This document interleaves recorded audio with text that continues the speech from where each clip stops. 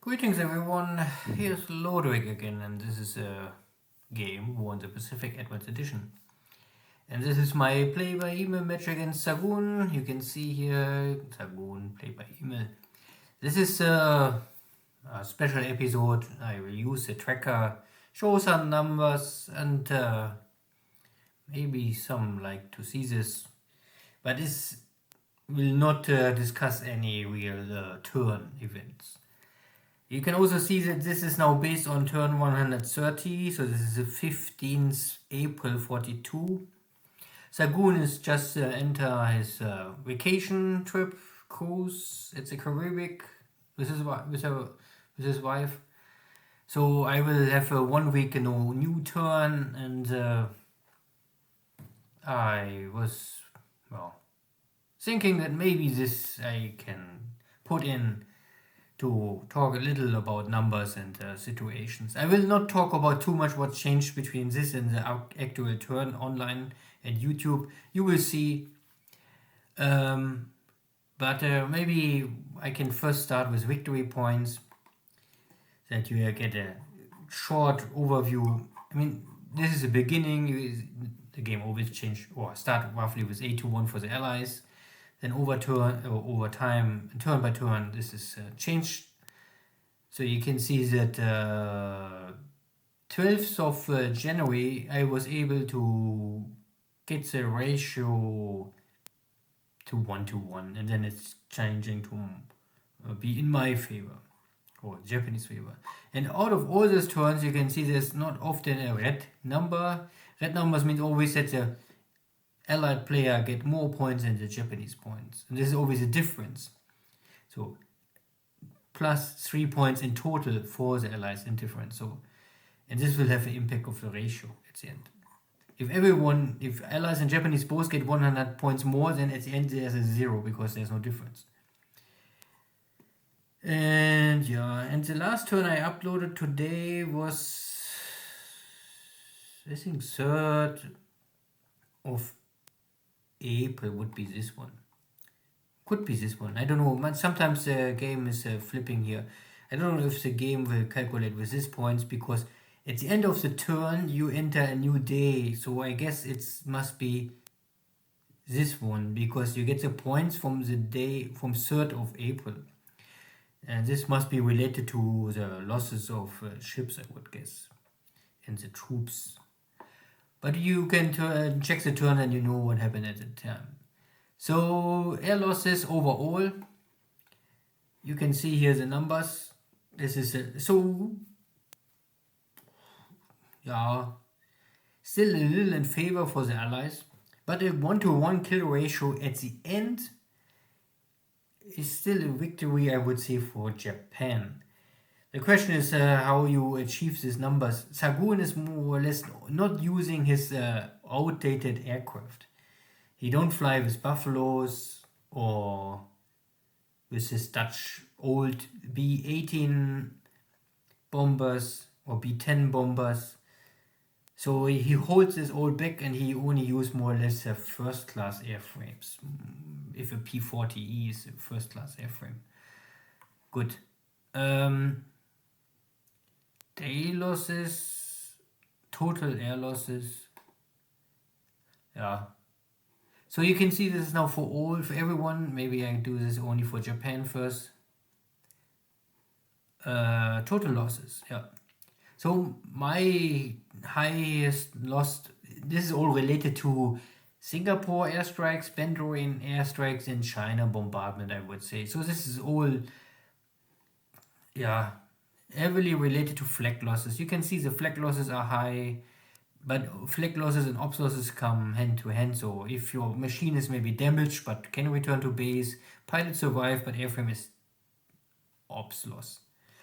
If the hit is too strong or too successful, then the aircraft will break apart immediately, and pilot is dead, and everyone is lost. So bombers, again, there was 1 or 2 successful cap traps, but this was not the number one issue. If you have a cap trap, you can see then you have total air losses, also air kills. So the Lilies maybe once get intercepted, This is not a bomber, this is Oscars. This is simply a frontline fighter. It's totally normal to have air losses with frontline fighters. Yeah. I don't know. You can also separate this by fighters and other stuff, but I think this is not so important. And you can only, yeah. So, bomber, this is all bombers, and then you have fighters. But again, this is all army equipment. This is missing here, that this is army nation. So this is army. This is all armies. So all of these airframes are army related, and this means also related to army pilots. And army pilots are, I don't say easy, but much easier to replace than navy pilots. You get, I think, 150 navy pilots per month out of the school, and 200 or 250 army pilots.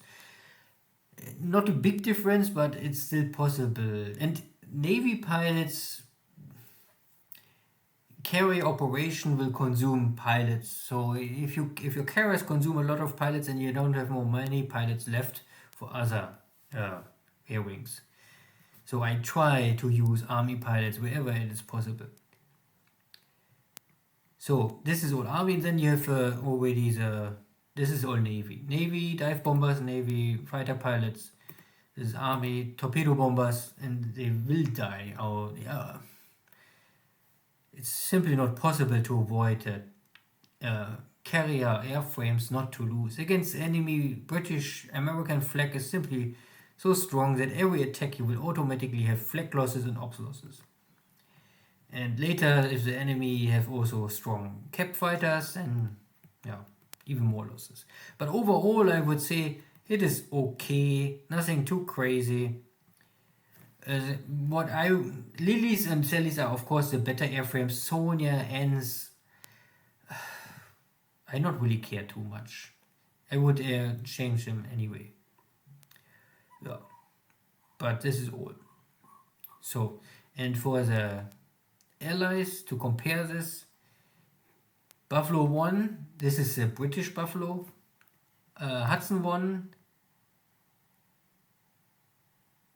I don't know, I think it's also British. Then you have the Arakoba, and yeah, Kitty Hawk, Blenheim. This is P-40s and Hurricanes. So you can see it's more, I would say, much more related to fighter losses. This is fighter.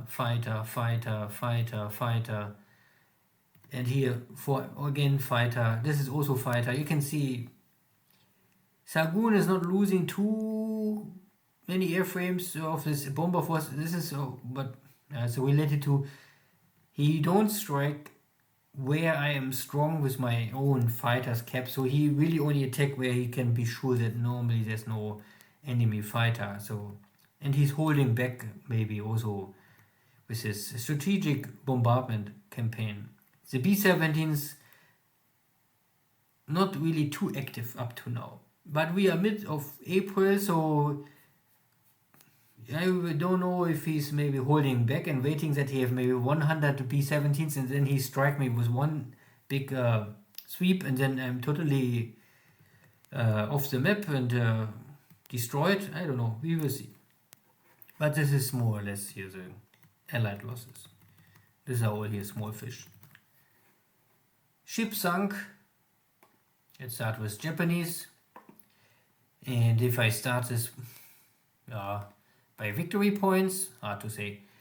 So this was the two AMCs. I lost a little unluckily. I was nearly back in, I think this was at the area of Suva, and then I run in the enemy carrier. If I'm not more sure if this was the same carrier I later found with my battle cruiser, and then I damaged his carrier. So if these two AMCs allow me to find his carrier and damage his carrier, then these losses are not completely in vain. But still, these are good AMCs. These are the best AMCs I think Japan has. But to lose them is not good. And there was also a good tanker I lost, but yeah, one big tanker. One good cargo ship, other okay cargo ship, and 2 fleet destroyers. Again, these are the lowest, smallest, weakest fleet first class destroyer Japan has.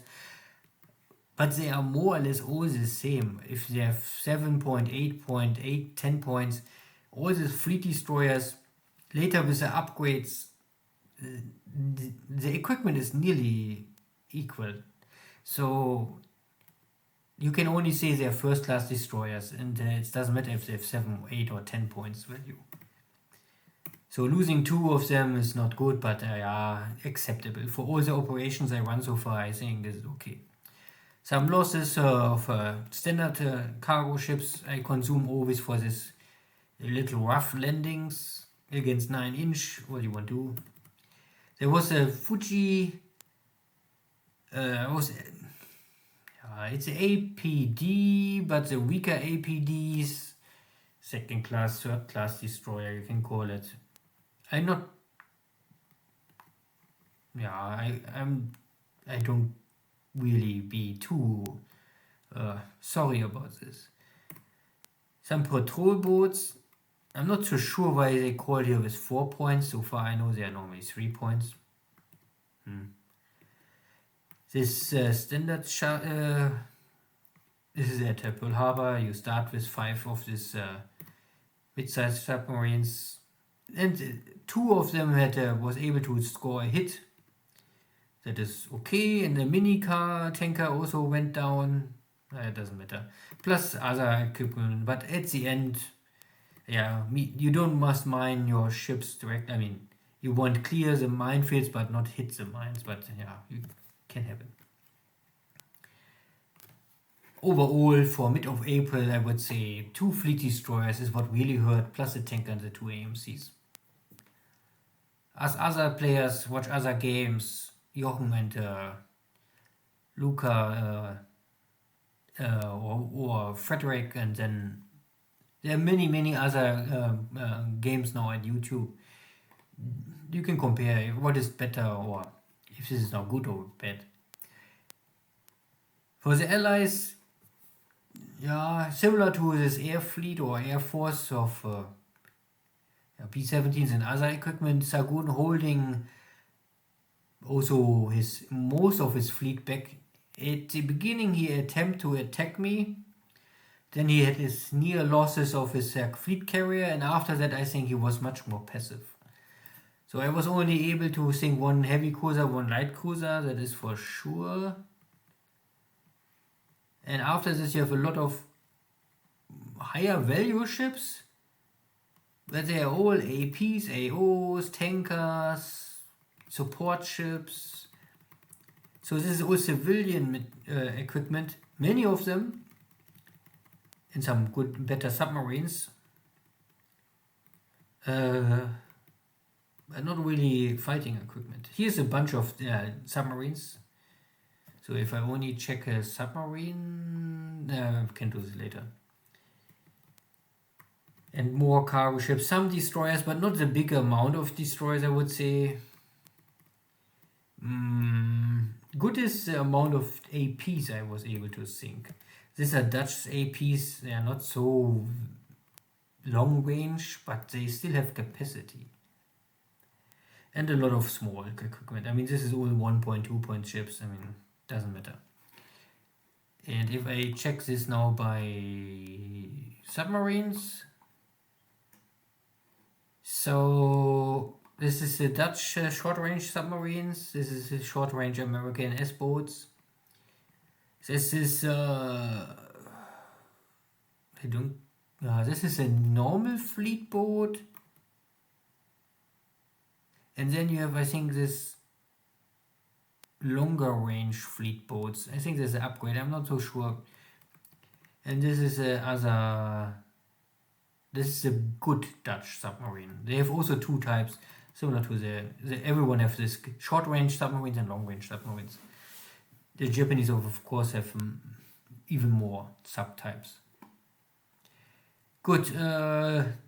if you want, you can put this points in the chart, and then you can see that with the break-even point, how's the ratio now? Roughly 4.5, I would say. You can see that my points are going more or less up, and Xargun is not moving. All these big steps, this is maybe related to fall of Manila, fall of Clark, fall of Surabaya, fall of Singapore, or whatever, I don't know. But often it is more or less I go up if I take some stuff. Some bases, they have no value for the allies, so Xargun is not losing points, but I get a lot of points, something like this. Ship losses, yeah, you can also check this. You can see this is my graph, amount of ships and the value of ships compared to the allies. Important is only that you can see that I sink more ships than I lose, and also the value of ships are still higher than my own ships. If I sink 1,000 of his 1-point ships and I lose myself 2 heavy carriers or battleships, then there's still, maybe the one graph still say, ooh, I can kill 100 times more ships, but the value of the ships is much closer. Good. Air losses.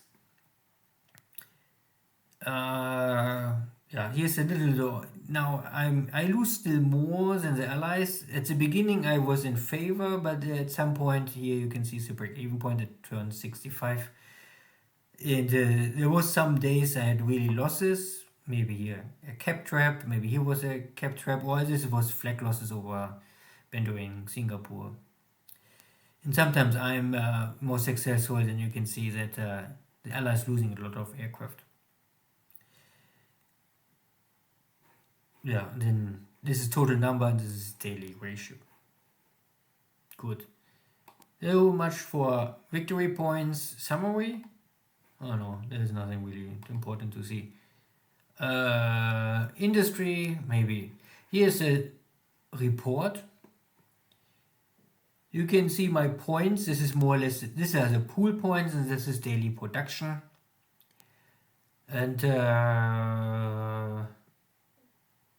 And you can still see that I have only one warning, and this means more or less I still have not enough crude oil. Okay. You can have then this chart more easy to see maybe, but you must be careful. This number is an allied number, not a Japanese number. I also was first confused. You have this plus daily supply. This plus daily supply is the Chinese automatic supplies by bases. If you control some bases, they have this automatic supply generation. But the Japanese will not get this. So if you have an overview, if you have a here report, you can see that my supply production is 30,111. And this is the real number, because you must deduct the 740 from this number. Because here, you see, normally here must be 30,111. This means still I can produce over 30,000 supplies per day. And that is a good number. 30,000 is, I would say, a realistic number you can produce with the resources. It makes no sense to really increase much more the heavy industry or repair the refineries.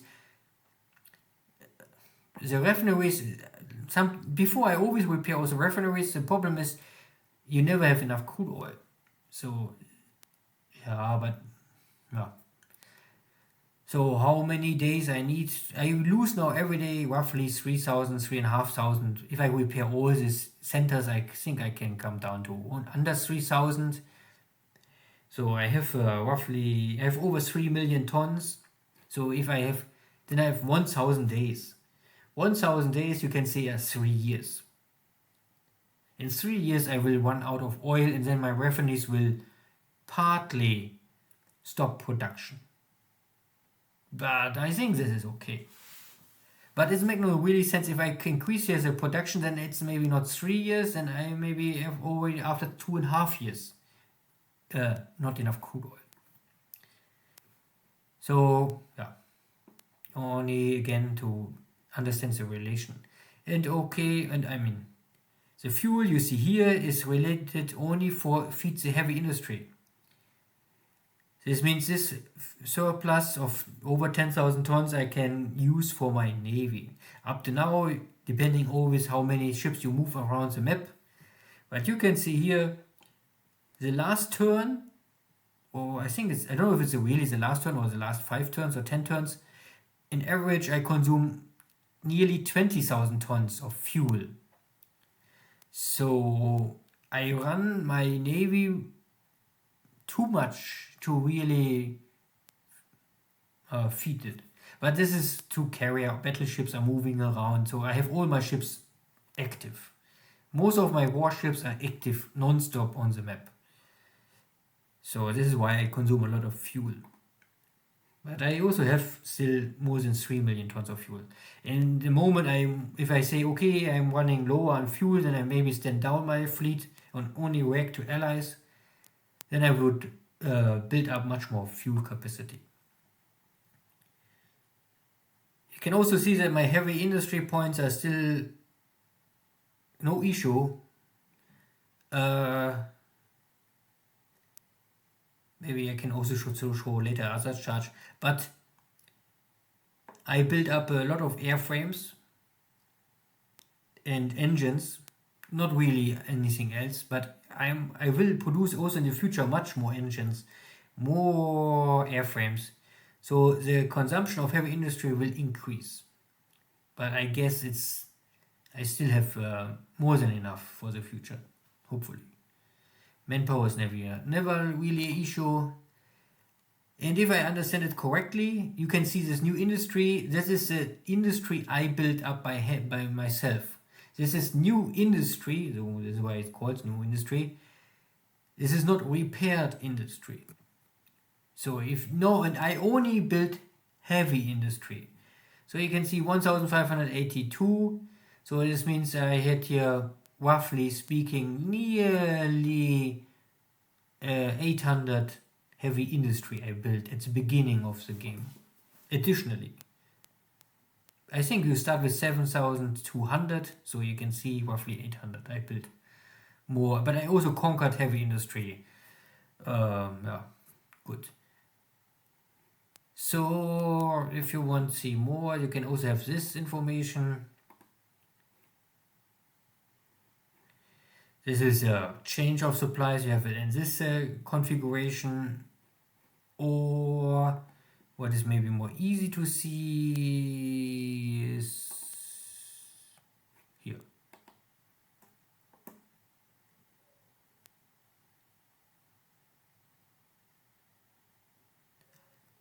Slow. Now you must put all the numbers in the chart.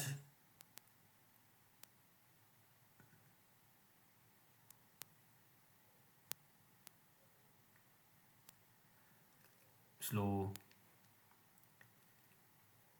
The problem is if you put more turns in the tracker, the software gets slower and slower. Simply more data, more files. You get it done? Yeah, okay, finally.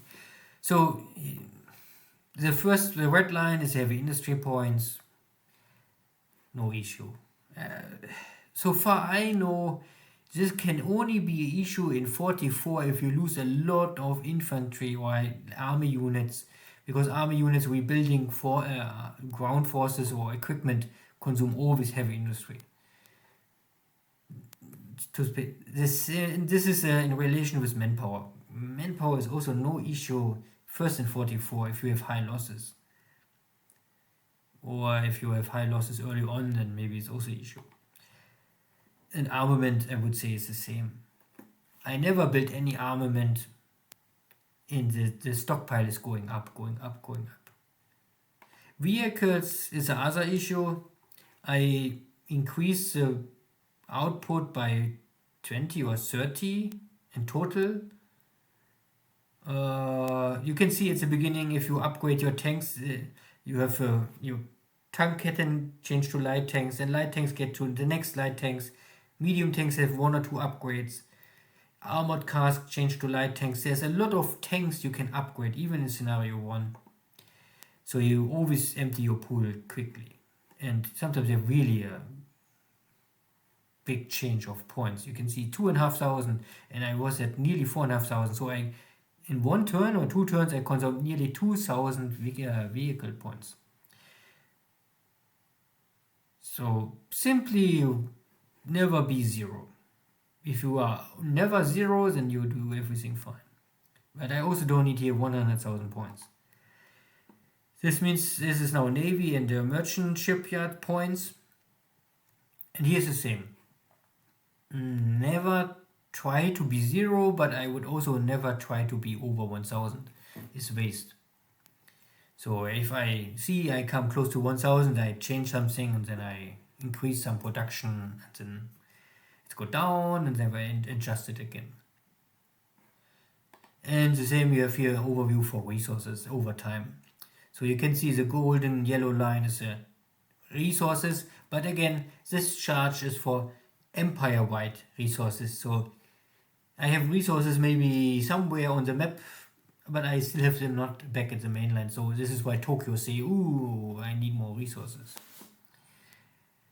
But because I conquer, I think so much in China, there are enough resources. They're going up. Fuel is also stable, I would say. Not really. Maybe very slowly going down. Crude oil is also fine.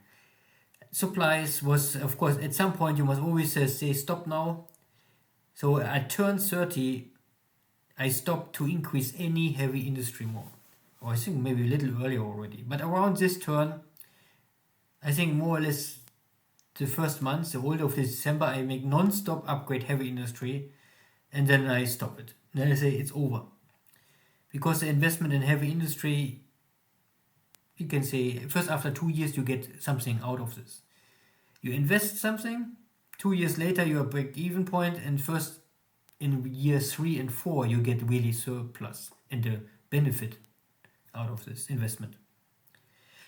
Supply-wise, of course you get immediately the heavy industry points back in investment. The question is if heavy industry points are really so important. That is a long run game, resources. So far for this kind of stuff, and yeah, anything else here? Not so sure.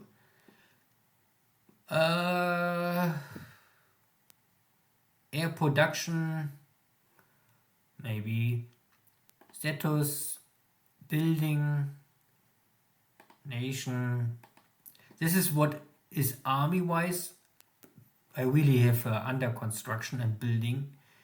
So you can see that I make here 6.6 airframes for the army per day. And you can see this is heavily related to Oscars. They are the #1 frontline fighters, and of course I build them 4 per day. Nades, I run them because I still have this engine in pool. So long I have engines, I will produce the nade. It's a training aircraft. Later you can also make kamikaze. Well, you can. But I built it simply because I have engine in pool. I can consume. Yeah, this airframe is okay for training. It doesn't matter what airframe you train with. And I have nothing better to produce. So I let them simply run this. Lily is also under production with small numbers. Indiana 2 is under small production and nothing else. Helen is not under production, but I ramp up the output with factories. But I don't produce the 1A. I'm waiting for 2A. But every day I will increase, as you can see, I repair these factories. And you can also see that I only repair the Helen. Nothing else is increasing. Good. Navy. Here I produce not completely 6 airframes per day. Zeros. 1 Jake per day. Roof is coming up. I push this completely non-stop. because at the end, once I have the A6 M5 ready, I can switch all these factories from roof immediately to M5. So this is why there's a unlimited demand of factory output for the roof now. And I simply produce maybe 100 roofs in a very short time, and then I switch it all to M5. Then I have 100 roofs to consume. Once they are all destroyed, the Rex is finished. And the Rex is the better floatplane fighter, I would say. Not a super big improvement, but still better. Yeah, torpedo bombers, N1, N2, I always produce both. They're using different engines. You can see here there's also some pools. I still have 29 in pool. So if I produce a half airframe or every second day, and so 2 months, this engine is consumed, and then the production will be over. Yeah, and this is a Kate. The N2 uses the standard air engine, so there's always engines. This will non-stop produce up to the B6 is coming online, and a small amount of dive bombers. Of course, all the setup is of course related to your losses. If you have high losses, you must increase your production. If you play it safe and not too aggressive, you maybe don't have high losses, and then you can do this kind of stuff. The question is, what is your issue, or what is your focus point? My focus point was building up engines to get the 500 engine pool as soon as possible, and building a heavy industry focus point to have more supplies in the long run. Good. Glens, this is a start factory. I let them simply produce because I have still some pool points. Pool engines left. Same with this recon aircraft. I will not invest here something, but if I get here 4 airplanes per month, it's enough. You not really lose a lot of recon aircraft. This is the only Navy recon aircraft you have for a long time. So I would always keep this factory running, but not touch it. I think it's enough. Let it run. If you find something better, then change the factory, but not now. Good. And for engines, you can see here, I can also maybe show the history. This is a standard early engine, I would say. Many airframes use this. And you can see my pool, you start with 166. And I try to push it up as soon as possible. The problem is at the same time you have really a high demand. So I push it. At some point I was able to get up to, this was a break-even point. At that point I get 10 additional engines per day in the pool. And I produce at the time Zeros, Oscars and other stuff. And here I also reached the 500 pool points. And then you can see in the moment I reach the 500 pool points, I can activate my R&D. Then the R&D will say, okay, every R&D factory will now use 1 engine. And because I think I have 12 R&D factories for the roof fighter, at that point it's requested 12 engines per day for R&D. This is why I come from +10 to -2, -3. This is R&D cost. So R&D costs you a lot of engines. You must be prepared for this. So I try to keep always now over 500. And if I cannot catch, or if I'm coming close to 500 and coming close to lose the R&D bonus, I switch off the Oscar production. Then I say, okay, 1 or 2 days, no Oscar production. Then I have, then I produce the little engines, and then I come back to 515, and then I switch on the Oscar production again. And so on, and for the other airframes it's very similar. Here you can also see coming close to 10, 9, and here I think more or less I reached the 500 pool bonus, and at the same time the Helens reaching the 30 points ND start. So, but here also there's a drop. And Helens, or H34 is not more under repair. I said 360 airframes per day is first enough. Later I must maybe increase this number, but I think it's enough. I still have overproduction, so the pool will go up. But the Tojos need some time before the factories will be ready for ANT. Good. And yeah, H33, you must be careful. If you heavily related to the 0A6 model with latest A6 M8, you also need a lot of H33 engines. Once the M5 is done and you want to go to the M8, the airframe will switch from 35 to 33. So this is why I prepare a lot of factory or capacity H33, mainly for the 0 and D project. Good. Yeah, anything else? Resources. Yeah, I can show this if you want. Where is my resources? You can see I have a lot of resources in Osaka, Sapporo. This I must normally ship into Japan. Tokyo is a little short. Singapore have resources. This will simply flow sooner or later to Korea, and then I can transport it to mainland China, mainland home islands, and so on and so on. There's also some supplies on the task force. Resources is so they are shipping back. Yeah. Fuel. Of course, Tokyo, Osaka are full of fuel. But you can also see that Palembang, because Palembang is still, the airfield is under construction, so I have not unlimited storage. There's a little too much fuel in Palembang. But I normally, I always load fuel and send it to Singapore. It's a question of time. And soon the factory, the airfield is done, and then I have unlimited storage in Palembang. Supplies. Nomaya, I got a lot of supplies. There's a convoy with a lot of supplies on the way.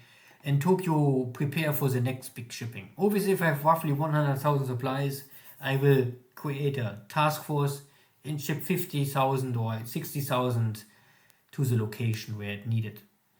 Because this kind of heavy supply shipping, I want to have more escorts. So I don't ship out only 2 or 3 cargo ships with supplies. Supplies are simply have too high value for me that I would never run any ship normally without an escort. And if I ship something with high value, I will use escorts. And escorts are consuming fuel. So more cargo ships are simply cheaper to transport with some escorts. Yeah, it's only the economy aspect of this game. Good. Anything else? Anything else?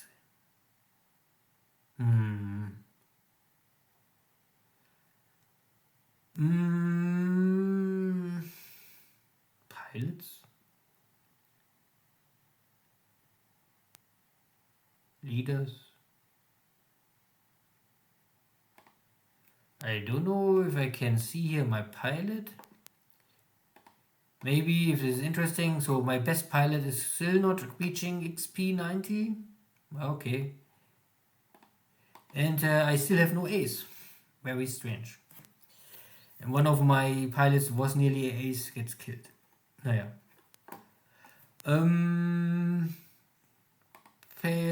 You can see also my pool points. The Navy is empty. I empty all pool. Everyone is now in training. And you can also see that this number is a little lower because I more or less call some of these pilots with 10 to 12 months experience already in active duty. You can even call them completely out.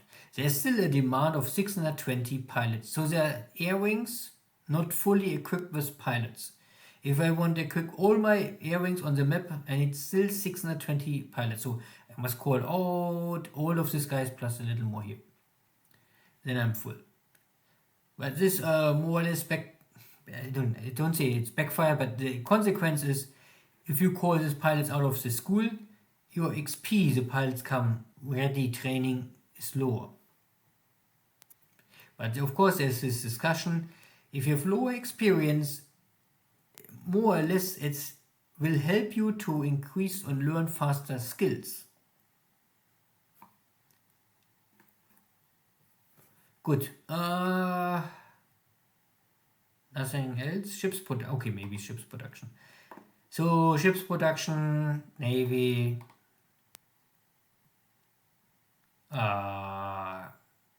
carrier, let's say this. So you can see I built all my carriers on maximum speed, but I hold the Shiano. Because Shiano make in this game no sense. In scenario 2 they replace Shiano with Tayo, another Tayo class. And this would be... if this was the case with scenario 1, I would also do it. But in scenario 1 with this kind of ship, I mean, everyone with experience knows that this ship is trash. It's simply not worth it.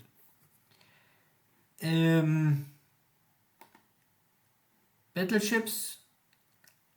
I first had I don't know. I pushed loose one of the two battleships to get them more close together so that they arrive at the same time.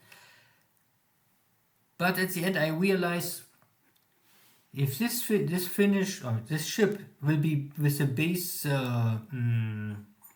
setup, but in March, I think March or April of 43, there's the first upgrade with radar. And this will really improve, I think, the defense value of this kind of ship. Because now here there's no radar at all.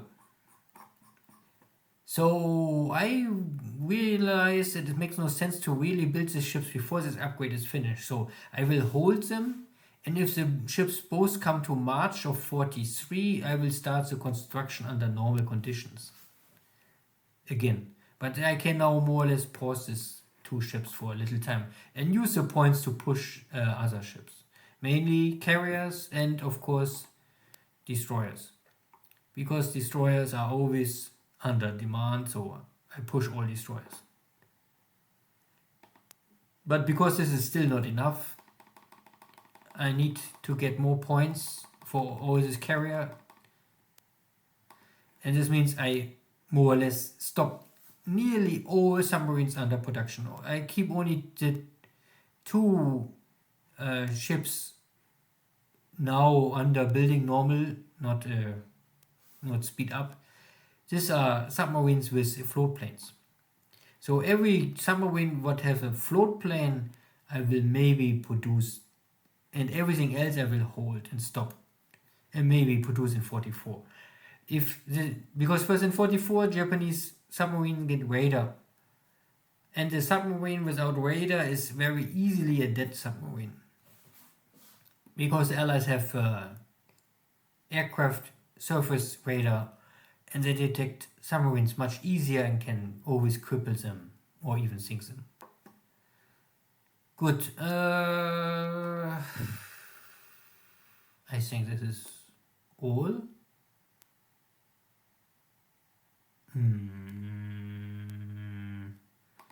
Ship upgrades, I don't know. This is the list of ships I was not able to upgrade up to now. So you can see there's still two heavy cruisers. They are just now in Ceylon. I won't finish the campaign at Ceylon. Once this is done, I can upgrade these ships. And there's also they are also in Ceylon, or mostly in Ceylon. They are on the way and just busy. Once this is done, I can upgrade these ships and then it's fine. So all the rest is already done. Only this is missing. Next month, there are more destroyers coming.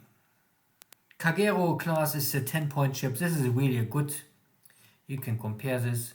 You can see how the upgrade from standard to May 42 then you can see there's only heavy, more anti-aircraft equipment coming. So this upgrade is not really improvement. That is not so powerful. Compared to the, for this destroyer, here's really a big change. You get here double the sub-hunter equipment plus more anti-aircraft. And these are the 7-point ships. So from this type I lost already 2 destroyers. A little unlucky. And in 2 months, then you get here Shukaku and Suikaku getting radar.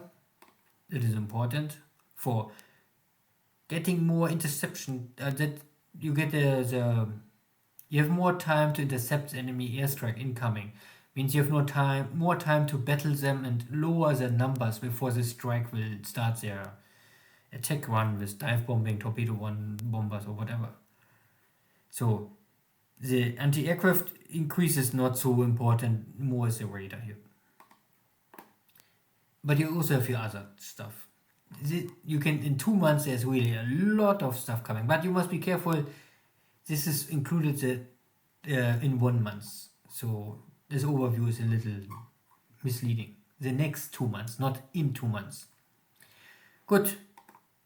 So I think this is first enough. If you have more questions, ask always at Discord, or you can write it under YouTube. But YouTube always like to delete comments, so I maybe never see it, or you will never see my answer and reply. So better use Discord. Then take care. See you next time. Bye bye.